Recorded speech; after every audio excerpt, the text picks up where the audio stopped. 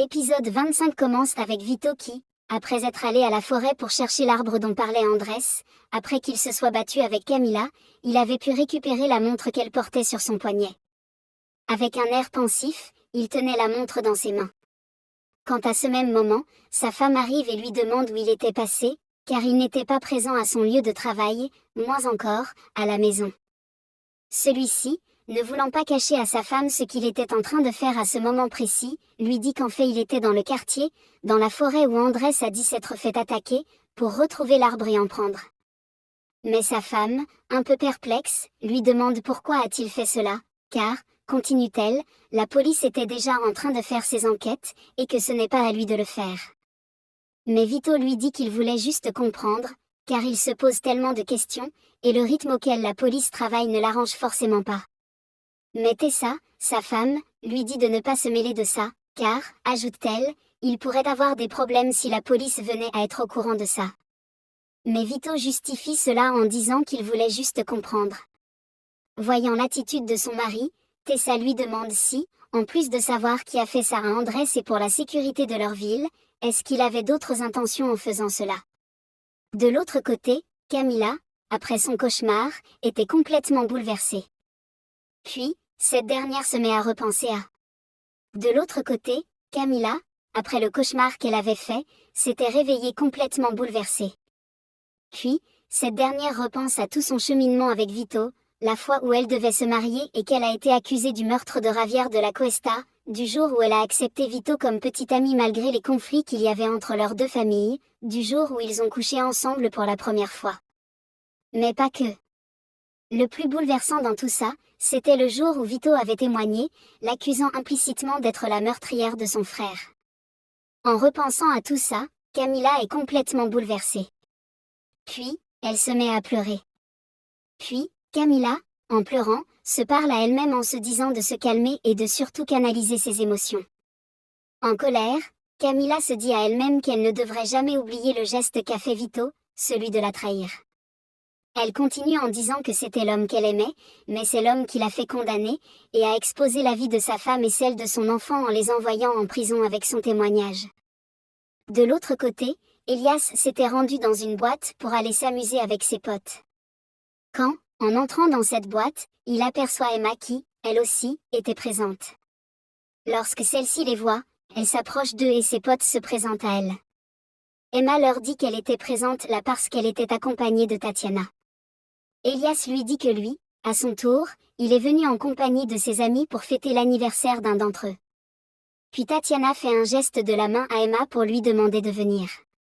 Celle-ci s'excuse et s'en va immédiatement retrouver Tatiana qui, elle, lui propose de boire avec elle en lui tendant un shot. Mais Emma, qui n'avait jamais goûté à de l'alcool, dit à Tatiana qu'elle ne peut pas boire.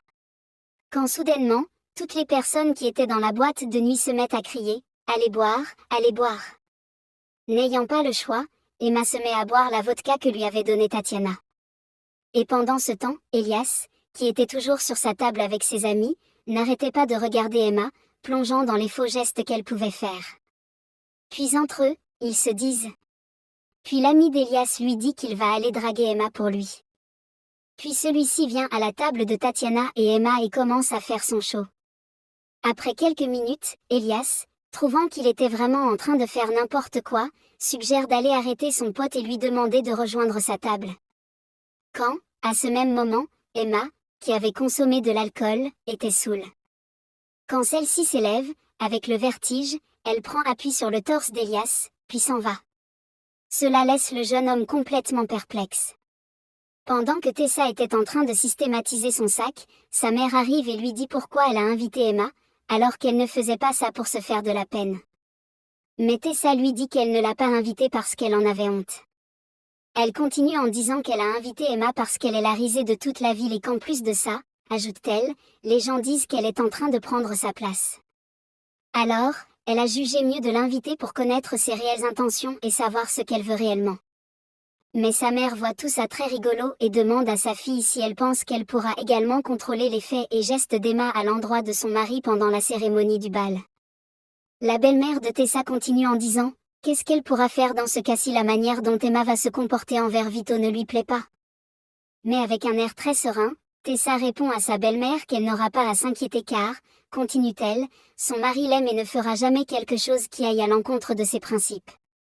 De l'autre côté, Emma, qui s'était rendue dans les toilettes pendant qu'elle avait la gueule de bois, Elias la suivait pour s'assurer qu'elle ne tombe pas, car cette dernière était en train de tituber.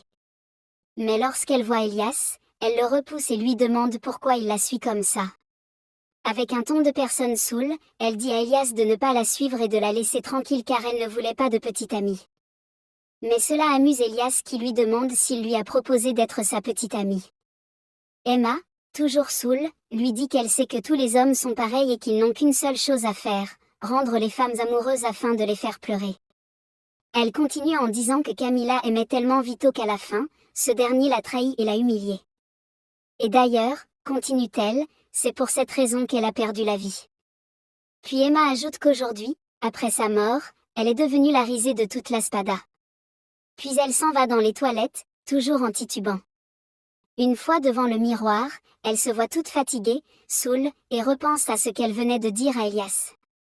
Gênée de lui avoir dit que les hommes passaient leur temps à faire pleurer les filles, elle se demande pourquoi elle a dit ça à Elias et se dit qu'elle n'aurait pas dû le faire. Puis elle se parle à elle-même afin de se dégriser. Et pendant ce temps, Elias l'attendait toujours devant la porte afin de lui assurer la sécurité. Et quant à Emma, elle essayait tout de même de se dégriser, en se tapant le visage, en se parlant, en se réprimandant, car elle n'était pas là pour se saouler mais pour enquêter, pour avoir des réponses afin de les rapporter à Camilla. Puis, en sortant des toilettes, elle croise un jeune homme qui essaie de la toucher de façon inappropriée, mais celle-ci se défend et se met à frapper sauvagement cet homme. Puis elle sort des toilettes, trouvant là Elias, qui était bouche bée après la scène qu'il venait de regarder. Se sentant désolée de cette situation, Emma s'excuse auprès d'Elias, lui disant qu'elle n'avait jamais bu de l'alcool et que c'était sa première fois. C'est pourquoi, ajoute-t-elle, elle est aussi saoule après juste avoir bu un verre. Puis, lorsqu'elle se retourne, elle voit Louise qui était là. Étonnée de le voir là, elle lui demande ce qu'il faisait là. Celui-ci lui dit que lorsqu'ils ont appris que sa tante Tatiana était dans un bar, son père et lui se sont dépêchés de venir, car, continue-t-il, elle a pour habitude de faire des scènes défavorables à l'endroit de leur famille, car lorsqu'elle boit, elle est complètement incontrôlable. Louise continue en disant qu'ils avaient raison car l'état dans lequel était sa tante était vraiment déplorable. Et quant à Tatiana, elle était sur scène en train de faire la folle. Aussitôt, Juan Felipe vient prendre sa sœur afin de rentrer avec elle car elle faisait n'importe quoi. Et Louise dit à ce même moment à Emma qu'il était temps pour eux de rentrer également. En partant, Elias avait l'air gêné et perdu par tout ce qui venait de se passer. Lorsqu'Emma part, celui-ci se met à repenser à toutes les scènes dans lesquelles Emma avait l'air tellement inoffensive, la fois où on lui a versé le sang de porc sur la robe de mariée, la fois où Andrés l'avait frappée quand elle voulait se désenvoûter du démon de Camilla, la fois où elle s'est fait humilier par Luna. En bref, toutes les fois où elle s'est fait humilier et avait l'air tellement inoffensive. Et le contraste qui venait de se passer, car avec une telle violence, elle avait frappé le jeune homme qui voulait la toucher de façon inappropriée. Troublé, Elias se demande qui elle est vraiment. Le lendemain, c'était l'heure des répétitions du bal. Tout le monde était rassemblé et Chartien avait son cavalier. Quant à ce même moment, Tatiana arrive accompagnée d'Emma. Et toutes les femmes qui étaient là la regardaient vraiment de travers. On aurait dit que la plus belle de la soirée était arrivée alors que ce n'était que des répétitions. Lorsque Tatiana arrive, un homme qui avait pour habitude d'être là, proposa à celle-ci de danser. Mais Tatiana, ayant la gueule de bois de la veille, propose de danser avec Emma. Celui-ci la regarde de manière perverse et l'appelle la femme la plus indexée de la ville. Il continue en disant qu'il ne peut pas croire tout ce qu'on raconte à son sujet car, dit-il, elle est d'une beauté. On aurait dit un ange sur terre. Cela fait sourire Emma mais donne un pincement au cœur des autres femmes. Puis, il vient la chercher et les deux se mettent à discuter. Lui demande si elle va mieux et si elle avait la gueule de bois. Celle-ci lui dit qu'elles se sont fatiguées et qu'elles promettent de ne plus boire. Mais lui dit que ce n'était pas un souci car, de temps en temps, c'était bien aussi de boire. Cela permettait d'oublier les quotidiens et les tracas de la vie. Celle-ci, sachant au fond d'elle ce qui l'emmène à la Spada, se dit qu'elle ne peut pas se comporter comme tout le monde. Puis, elle dit à Louise qu'elle ne peut pas se comporter comme tout le monde car, Pour elle, elle devrait toujours rester lucide. Quand, à ce même moment, Elias arrive pour discuter avec Tessa car, oui, c'était le livreur des fleurs lors de la cérémonie du bal, quand Luna le voit contente, elle va pour le chercher pour être son cavalier. Mais celui-ci décline l'offre et lui dit qu'il est venu pour travailler. Et sa mère également dit à sa fille d'aller rejoindre son cavalier car Elias, lui, devrait être en réunion avec elle d'ici peu et qu'il est là pour travailler. Sans oublier qu'entre Emma et Elias, le contact des yeux battait son plein. Puis, celui-ci s'en va et la danse continue. Avant que Luna ne parte rejoindre son cavalier, elle vient dire à Emma qu'elle est tellement pathétique qu'elle ne sait même pas ce qu'elle faisait là. De l'autre côté, Marichou était venue régler les frais d'hospitalisation de son frère Andrés, accompagné de son assistante. Puis, toutes les deux discutent de la situation et surtout de l'état de santé d'Andrés. Quand la caissière remet à Marichou les fiches, elle lui dit que les frais d'hôpital ont déjà été payés. Mais pour Marichou, c'est impossible car elle ne l'a pas fait. Celle-ci lui dit que sa fille est venue le faire.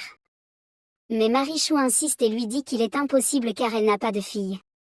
Alors, la caissière de l'hôpital lui dit qu'effectivement, il y a une femme qui était là portant un voile et des lunettes, disant qu'elle était sa fille, et qu'elle avait payé les frais d'hospitalisation d'Andrés.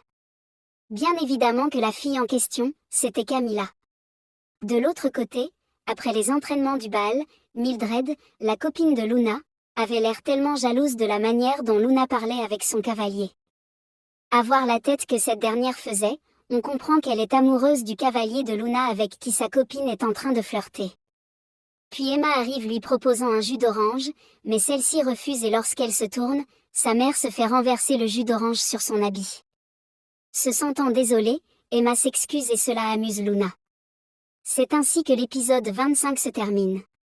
S'il vous plaît, dites-moi en commentaire si vous voulez vraiment 2 épisodes, car j'ai libéré du temps pour vous en faire 2 ou 3 épisodes. Mais le problème, c'est que vous ne les regardez pas, du coup je me dis que vous n'êtes pas intéressé par 2 épisodes par jour. Donc si vous y êtes vraiment, manifestez-vous en commentaire et surtout dites-moi de quel pays vous me regardez. Merci et au prochain épisode.